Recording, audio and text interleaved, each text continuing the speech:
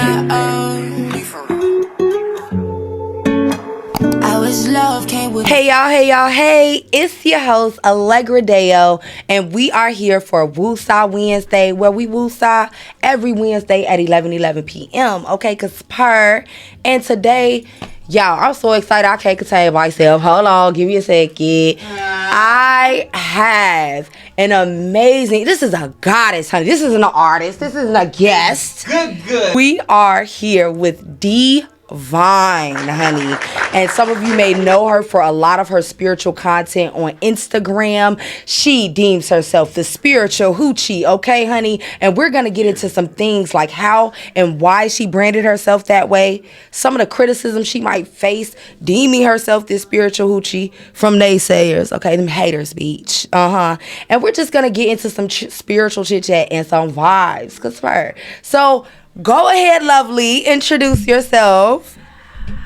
I am Deevine, the spiritual Hoochie herself. I'm an artist, a content creator, a healer, all-around vibe. I'm high as fuck. So can I say that? You can, and I just don't want everybody. No, fuck it. They could think it's they cool, want, because everybody that come in a day and they end up getting high. Girl, listen. They gonna think that this I'm ain't even you though. I'm it's me. Pusher. I came here high as fuck. She is the plug. The one thing about me is I have to like set the tone by just being real as fuck. That part, as we should. This is a real episode, so if you don't want to be real, you don't like keeping it real, exit. This ain't curated. Still subscribe on your way out, but you can go. That's how we Woosa. Ooh, I like how you said authenticity. Can you say it again? Woosa. Ooh, cause listen, cause y'all know y'all girl to get the cutting up in here today, honey. But okay, so yeah, I mean it's a lot. I can never just acknowledge myself as a list of things. I'm a multiplicity. I love a multiplicity. Clock it. Y'all go look in the dictionary, see what that means. And it's very much given, yes, you definitely are. And I love artists that aren't afraid to tap into multiple things and step outside of the box. And I definitely feel like you fit that description. So when did you start doing music? And was it always this spiritual undertone to your music, or did you start off in a more secular way? I mean, well, it's still secular, girl, because they give it a spiritual, but still Hoochie. That's the point. That's the point. Yeah. So, but like, just tell me how your journey kind of began, and when did you even start doing music? Were you the same artist you were starting off as you are today, or did this brand, did this image, did it grow? And not to say an image like it's a character, but did you evolve in your journey, or were you always like, just give us the tea? Yeah, so for me, I started doing music back when I was in high school. It really started like younger than that, because I was a poet first. I would always say like, oh, I'm a poet first, you know, like. Yeah. But I did poetry first, and then my poetry led into me doing music. So I was in a rap group when I was in high school. Funny enough, Lady Front Door for life. Lady, okay, period, because Lisa ain't Lady Back Door, bitch. No, because we literally used to be like, oh, bitch, we ain't going through the back door, we going through the front. I love it. Period. Okay. But yeah, so I was part of a rap group in high school, and then, of course, when you're that young and you're pursuing music, you have people in your ear like, oh, like, this is what you want to do for real? Like, just making you feel like it was so less than. So I decided to kick the dreams to the bucket and move on with life. And it wasn't until maybe like 4 years ago that I got back into doing music. Now, back when I was doing music when I was younger, of course I was young. I used to just be saying shit, just putting words together. But when I think back to like when I first started doing music and how that used to go, there was an undertone, but it was very, very subtle. Yeah. And it wasn't until just recently where I look back, I listen back to like all my older music, and I'm like, wow, this has been a build up. It has just naturally evolved. Yeah. You know what I'm saying? So have I always been the same artist? And At different stages, yes. But at the same time, no. I think I refined myself and my brand with more intention as I went along, because I was able to have clarity over the message that I wanted to put out through my music, so I could be more intentional about it. But in the past, it was just winging it. Like, just, it was for fun. It was just, like I said, putting words together didn't really mean shit. You know, like when I was younger compared to now. But yeah. Does that answer the question? It does answer the question. That's so interesting to know. It feels like the past couple artists I've sat down with, a lot of their journey started in high school. Mine as well. So it's just like, I feel like that's such a critical key age that we're kind of finding ourselves in different things like that. So if anybody here is from high school, honey, just hang on in there, find your purpose, find your balance, and it'll come all together. Yeah. But take it from TT. So I absolutely love that story, even down to the poetry and how you were able to turn that into like music. So do you remember your first beat that you ever did a song to? Oh my fucking gosh. Girl, I don't, but I do remember that, like, oh my gosh. I don't remember the first beat, but I do remember, like, the context of a song that I wrote when I was younger, which is so crazy, because when I tell you some of the stuff I used to write about, it's like, girl, it did not make any sense. Like, I remember one song where I was literally, like, Jimmy Choo's on my feet, dressed from Charlotte Russe. Like, bitch, really? Make it make sense. But that's okay. Sometimes you mix and match. You can do that. Sometimes you can mix do and that. match pieces. You can do that, but I'm saying for me, at 15, it didn't make sense, because it wasn't true. Like, but you can manifest that shit. Have you ever been to Charlotte Russe? Yeah, I know it's some niggas. But I'm talking about the Jimmy Choo's, girl. I'm like 15 years old, walking through the club, strutting. Like, that, it was not true. Like, the strutting. No, literally, that was how the song went. Strutting through the club, you know, they looking at me. Niggas, they constantly snapping. Niggas hating, bitches watching, niggas loving too. Like, girl. Okay. I am screaming. That is so interesting. Oh my God. Like, but crazy. Sometimes when we start off as artists, we be thinking that shit hard as hell. Cause like me personally, I started off like a freestyle battle rapper. That, I mean, I still eat these hoes up today. But it's like, I'm evolved. I don't want to talk about all that shit, especially shit I wasn't doing for real. I wasn't trapping. That Blame Jeezy and all them niggas that was the influence back then, so I thought I was a trap star.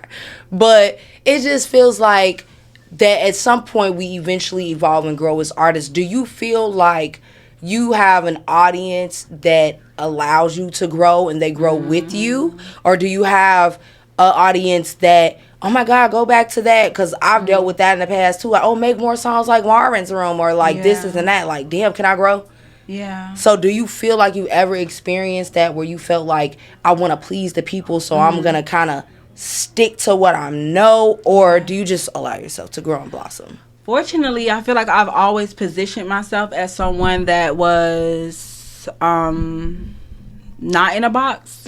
So I've never put myself in a position by doing anything over and over again to the point where people are like, oh, I'm gonna expect that for you. Like, when I put like, the context is still there. Like I said, that undertone is still there, but the context of the song overall and the beat, all of it is different. So they don't expect it. And there was nothing that sounds the same to the point where anybody's going to be like, oh, this is her sound and she needs to stick to doing that, and you're not allowed to do anything else. And then also my brand being about duality looks like allowing yourself to explore all the different fluctuations of the emotions and the entities and the images and the characters and all of the things that you know exist within us, and being able to like navigate all of those realms. You know, so no, fortunately, and I pray that that never happens, because one of the things that I always say to myself that I really don't want to happen when I'm in a different position is for me to box myself into one sound just because it's what the people want. Because I'm not just making music for you guys. Like, the music is for me first.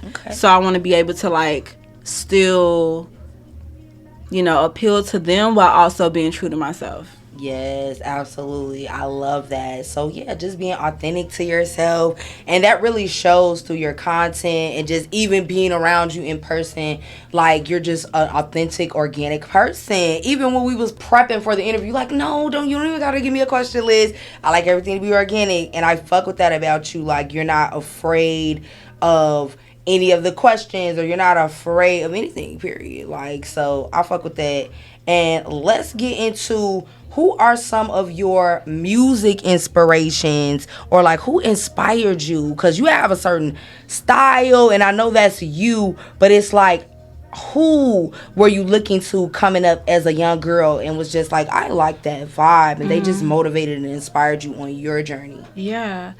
Funny enough, I feel like I had so many different influences, which is why for me I was like, okay, how do we integrate all of this? Because I'm not just inspired by Lauryn Hill. I'm also inspired by fucking Foxy Brown. There you bitch. go. Like I'm also, yes. you know, I'm also inspired by, you know, people like Erykah Badu, of course, but I'm also at the same time inspired by, you know, more modern day like Rhapsody and J. Cole and like, you know, different people like that. So I feel like I am inspired by all music, honestly. Like, I really love all music. I don't just listen to, like, I barely even listen to rap, ironically. Like, being a rapper is very interesting, like, that I don't listen to a lot of rap. Like, a lot of the music that I listen to that also inspires me is, like, Afro beats and, Caribbean music. And I really love alternative music and electronica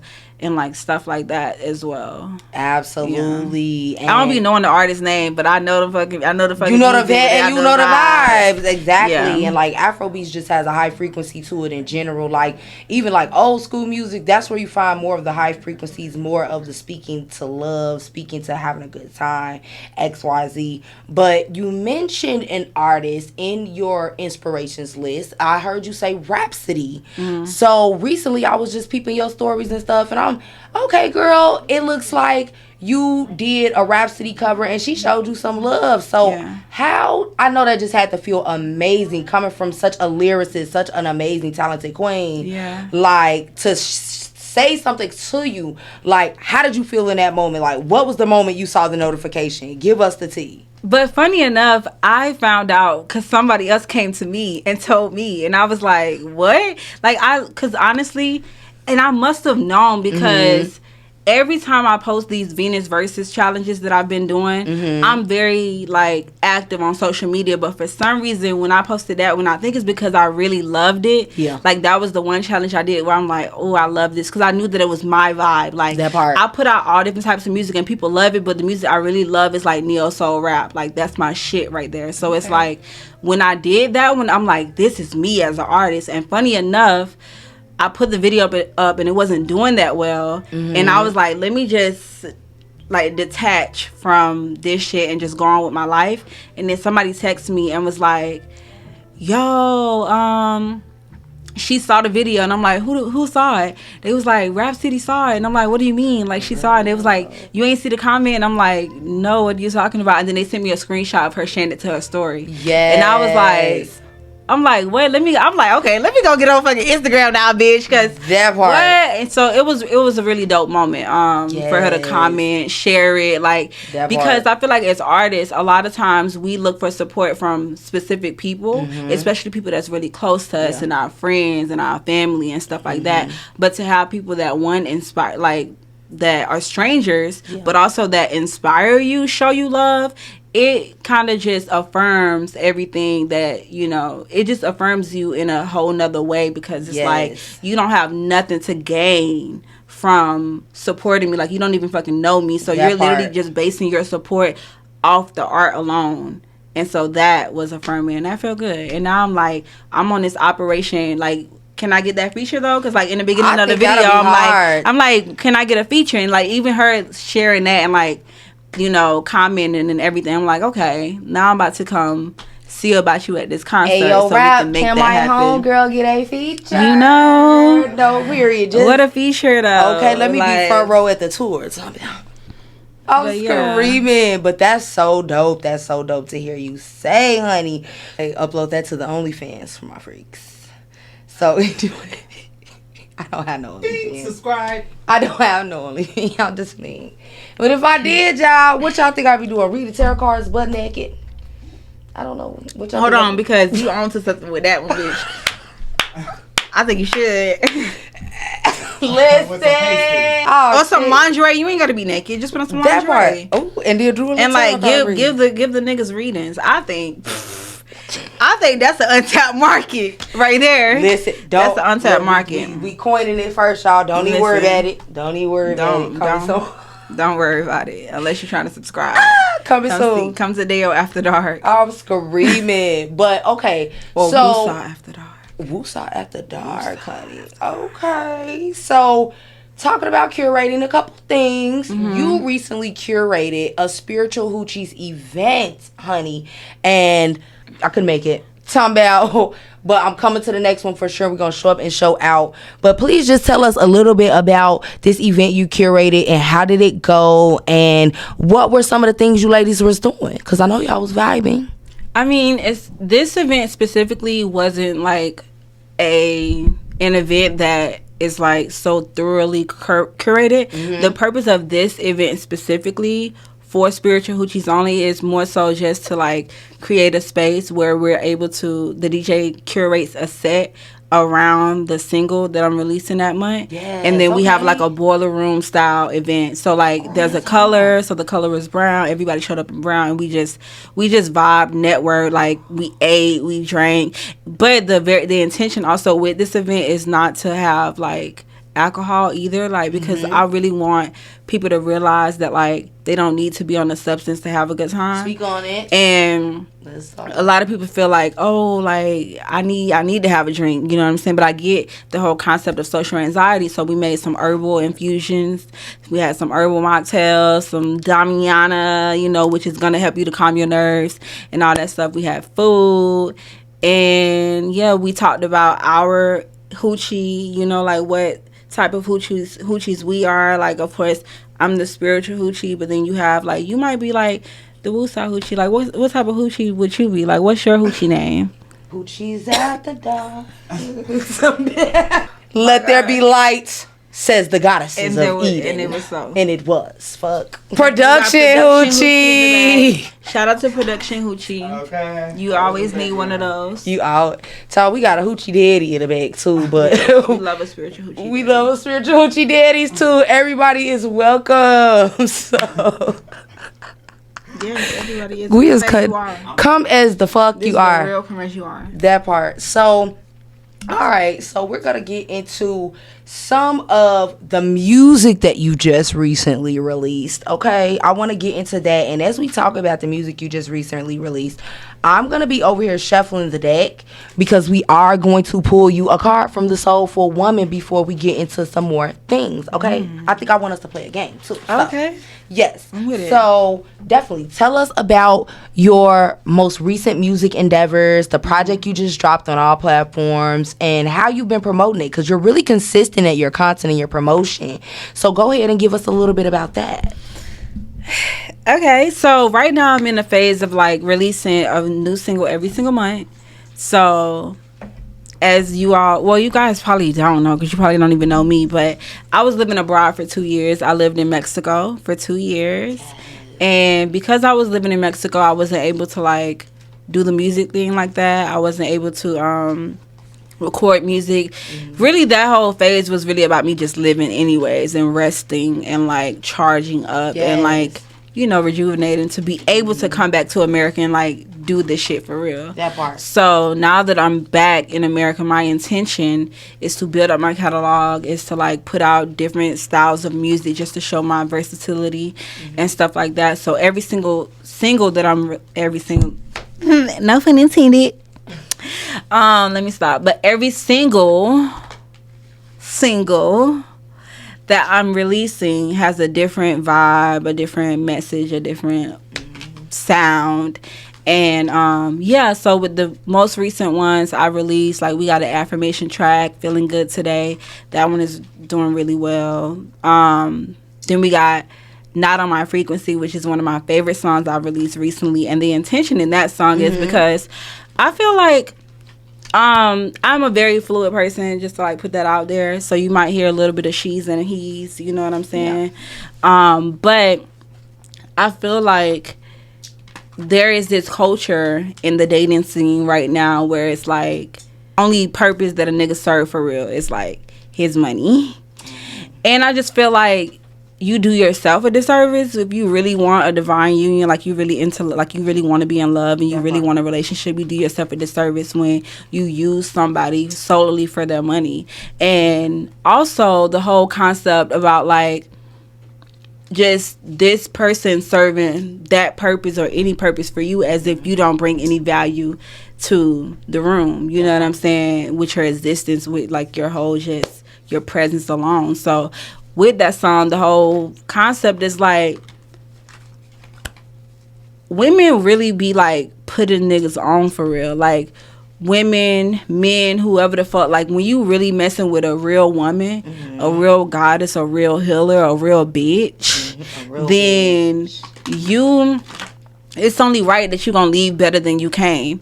So really just about setting the intentions in that and really like laying it all out. Like it ain't about your money, you know what I'm saying? I'm trying to really know what's on your heart, like what's on your mind. And you know, so that's the whole premise of that song. The men are loving it, love that for them. But also everybody's just loving it in general because a lot of us can relate. Like I know I've had a lot of friends in the past where like they was those type of girls, and I had my moments where I was trying to be a little sugar baby and all those things, but it just was not for me. I was like, y'all really be out here entertaining a nigga just for money? Like, bitch, I'd rather go get my own and not like put myself under this turmoil of being around somebody that I don't fucking like solely for their money. Like, what? Like, life is too short to spend your time just around. Like, come on. I just feel like it's like, do you? I love that for you, but all I'm saying is that it's not for me. It's not. I'd rather get my own. And like, yes, that don't mean I want you to be a brokey, but at the same time, it's not about that. Definitely. You know? So yes. So tell us, because that's that single, yeah. That part. And I love the concept of the song. And speaking of all those things, like sometimes maybe people who don't know you or who don't know what's all going on, they might see your stories and see you saying like, oh, cooking breakfast for a king that make sure that I don't have to work or XYZ. Like, I think what you're trying to tell people is it's not about unreciprocal relationship. Exactly. Everything don't have to be monetary. I might be providing you with some spiritual healing and some self-awareness that is priceless. You feel me? Yeah. So it's like women definitely, I totally agree, bring so much more to the table, whether you're in a hetero relationship or whatever. I just feel like if you're with a woman,